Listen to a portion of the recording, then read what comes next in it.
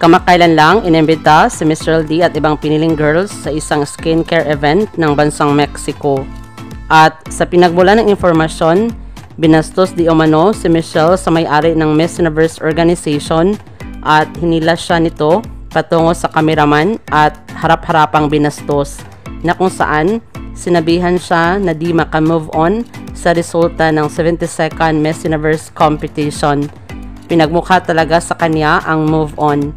Samantala, pangiti-ngiti lang si Michelle Marquez D pero nasaktan na siya inside sa ginawa ng may-ari ng Miss Universe organization. Sana hindi siya sumama sa nasabing event sa bansang Mexico. Ano ang masasabi niyo dito? Maraming salamat sa panonood. Para maging updated ka, huwag kalimutang mag-subscribe.